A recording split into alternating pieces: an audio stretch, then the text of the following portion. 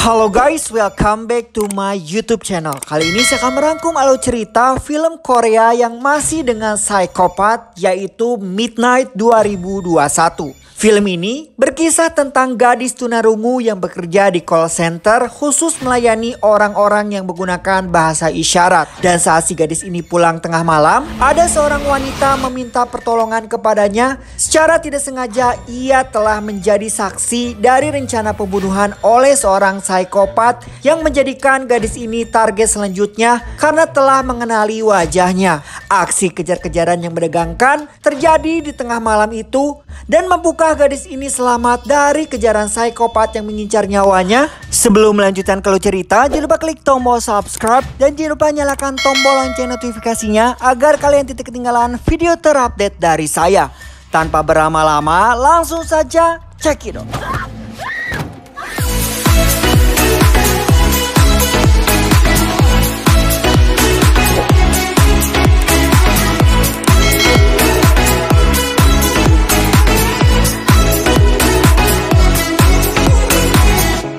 Film ini dibuka dengan seorang gadis yang baru saja pulang kerja. Dia panik saat ada orang lain yang tiba-tiba menaiki taksi yang sebelumnya sudah ia pesan. Dalam perasaan kecewa, gadis itu menyusuri jalan yang begitu sepi. Tak lama kemudian, dia dihampiri oleh seorang pria yang menawarinya tumpangan.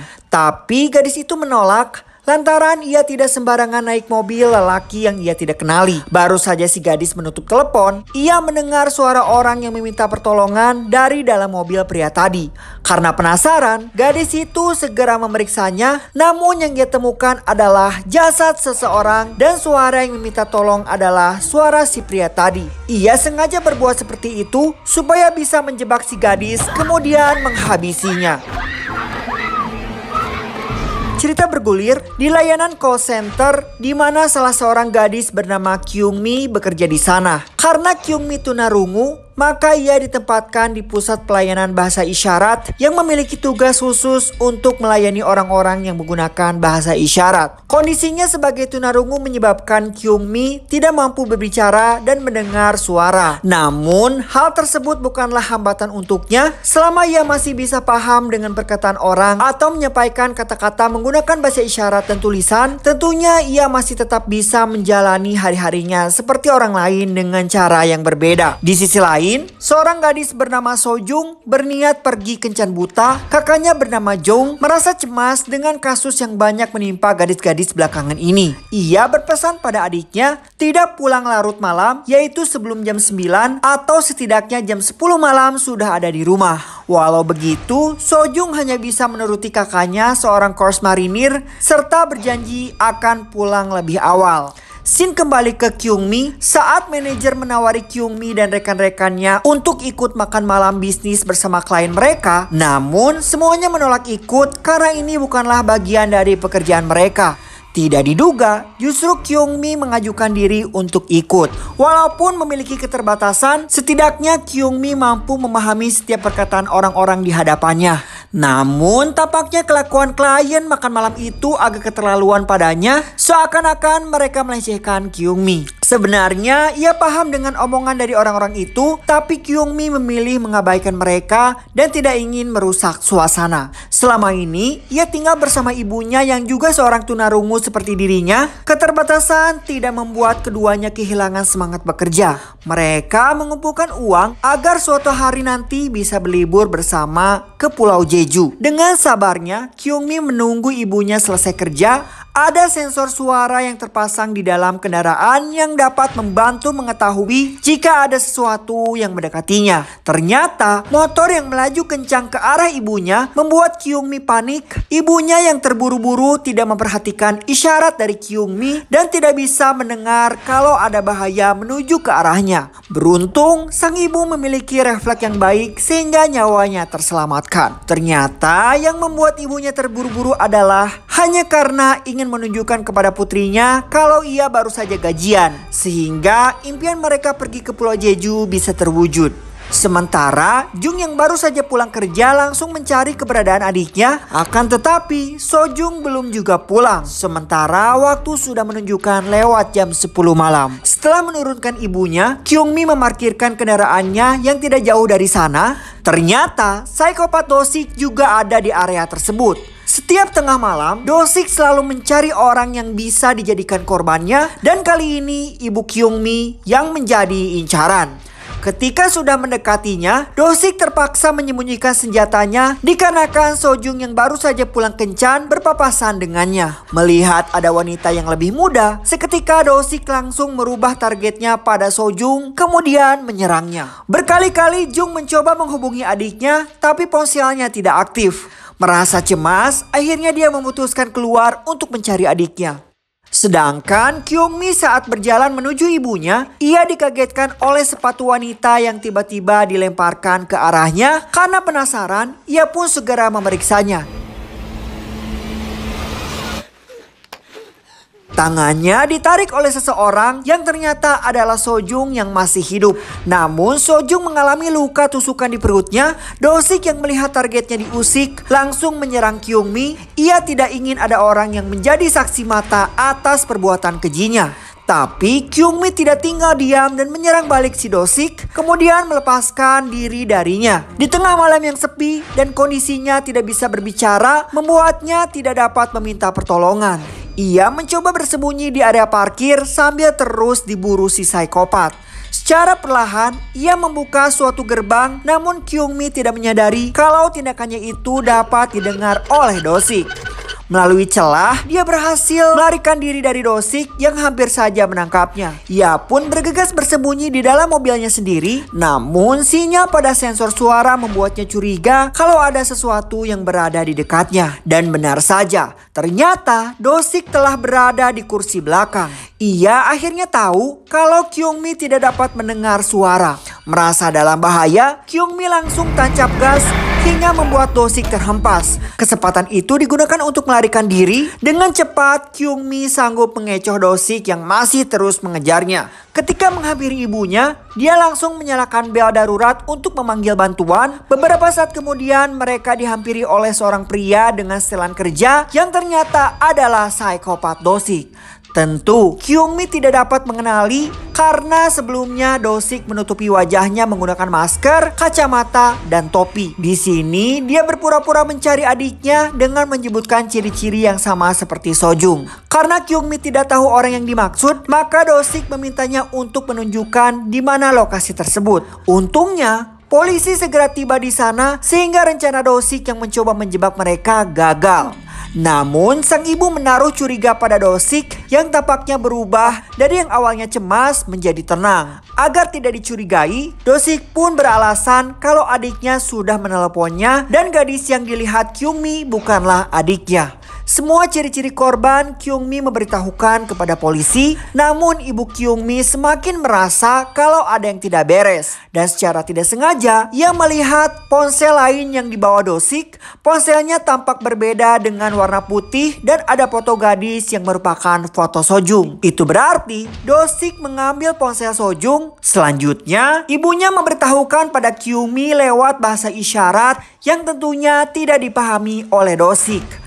Tak lama kemudian, Jung juga tiba di kantor polisi yang melaporkan kehilangan adiknya serta menanyakan pada semua orang di sana. Kyungmi mengenali fotonya yang merupakan Sojung. Khawatir semuanya akan terbongkar, maka Do-sik mengancam ibu Kyungmi untuk tidak bergerak atau putrinya akan mati. Di saat semua petugas berada di luar ruangan, dengan nekat Do-sik menyerang Jung menggunakan pisau yang dibawanya. Tanpa keraguan, ia mengakui bahwa dialah pelaku yang telah melukai adiknya Jung. Tapi Do-sik sepertinya menyerang orang yang salah, bahwa yang ia hadapi adalah seorang marinir. Pertarungan sengit pun terjadi. Do-sik yang seorang psikopat sama sekali tidak takut karena ia sadar kalau Jung membutuhkan dirinya untuk menemukan adiknya. Kyungmi berniat memanggil polisi demi menghentikan Do-sik. Akan tetapi, polisi malah menjadi salah sangka ketika melihat Jung yang menodongkan pisau. Mereka malah melumpuhkan Jung yang sebenarnya bukan pelaku. Kyungmi yang menunggu di luar merasa heran karena membiarkan Do-sik bebas. Ia berusaha memberitahukannya, tapi polisi sama sekali tidak memahami bahasa isyarat. Akhirnya mereka pun meminta maaf setelah mengetahui kejadian yang sebenarnya. Jung yang emosi menuntut mereka segera mencari keberadaan adiknya. Sementara Kyungmi bersama ibunya memutuskan pulang. Ketika larut malam, keduanya kembali cemas saat lampu sensor tiba-tiba menyala. Lampu ini akan menyala bila terdeteksi jika ada suara yang mendekat. Setelah membuka pintu, rupanya itu adalah atasan ibunya yang ingin mengambil barang. Ibunya pun turut pergi mengantar barang dan meninggalkan Kyungmi sendirian di rumah. Tanpa ia sadari, Do-sik secara diam-diam menyusup ke dalam rumahnya. Kyungmi sempat merasakan hal aneh, kenapa lampu sensor menyala dan lampu tiba-tiba padam. Satu persatu Do-sik mematikan lampu-lampu sensor suara tersebut. Kyungmi yang baru saja menyalakan listrik belum mengetahui psikopat kembali mengincarnya.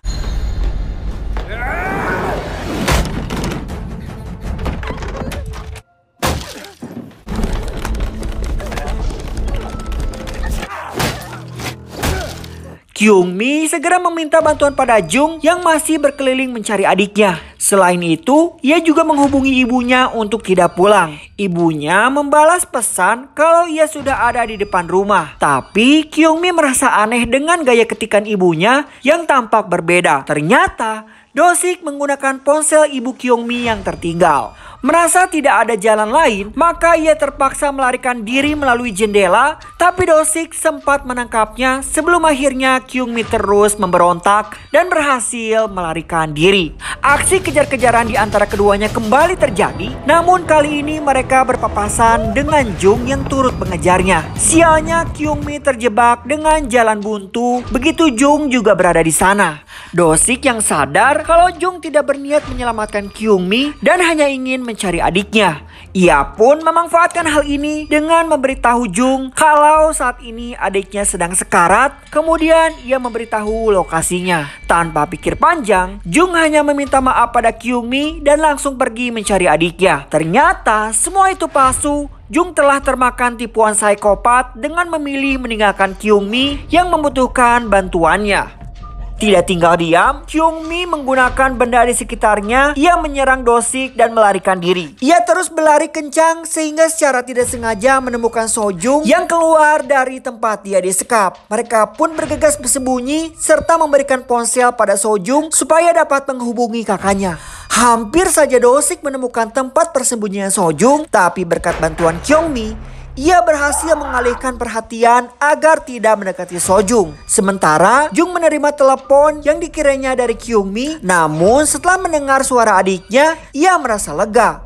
Karena mendengar kondisi adiknya baik-baik saja, ia tidak menyangka gadis yang sebelumnya ia abaikan justru telah menyelamatkan adiknya. Sedangkan Kyungmi memasuki kota yang ramai, di mana ia masih saja terus diburu oleh Do-sik. Kyungmi berusaha memberikan isyarat pada setiap orang yang ditemuinya, namun tak ada satupun yang memahaminya. Justru mereka ketakutan karena Kyungmi membawa pisau. Dengan tenang, Do-sik mendekatinya supaya tidak ada yang mencurigainya ataupun menghubungi polisi. Dengan berpura-pura, Do-sik mengatakan pada semua orang kalau Kyungmi adalah adiknya. Menurutnya, semua yang dilakukan Kyungmi hanya sia-sia saja karena tidak ada tempat yang aman dan tidak akan ada seseorang pun yang akan mendengarkan ataupun menolong gadis tunarungu seperti Kyungmi. Namun, tiba-tiba saja Jung yang menemukan keberadaan mereka langsung menyerang dan menghajarnya. Hingga membuat Do-sik tak berdaya lagi, Jung lalu meminta maaf pada Kyungmi karena telah meninggalkannya. Saat ini pun ibunya sangat mengkhawatirkan dan masih ikut mencarinya. Dan tidak diduga Do-sik masih sanggup bangkit kembali dan balik menyerang Jung. Sejak awal targetnya adalah salah satu di antara Kyungmi atau ibunya. Karena mengetahui ibunya juga ada di sana, ia pun segera memburunya untuk menjadikan targetnya. Mengetahui ibunya dalam keadaan bahaya, Kyungmi berusaha menghentikan Do-sik dengan cara menusuknya.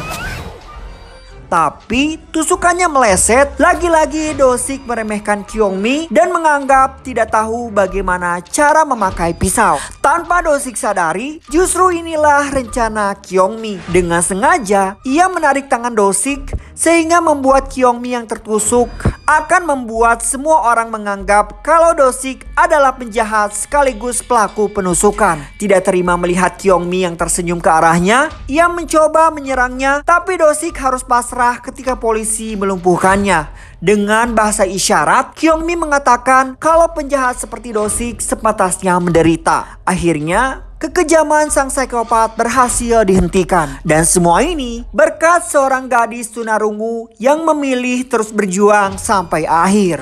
Meski seorang tunarungu yang tidak bisa menikmati dunia dengan cara yang sama seperti kita, keterbatasan mereka justru menjadi kelebihan yang tidak dimiliki orang normal. Mereka punya kepekaan tinggi, imajinasi yang luas, dan sangat peduli pada kondisi sekitar. Keterbatasan komunikasi tidak akan membuat mereka menutup diri. Mereka akan sangat senang jika ada seseorang yang mengajak mereka mengobrol, atau sebaliknya mereka juga tidak akan segan untuk mengajari kita bahasa isyarat. Film pun selesai.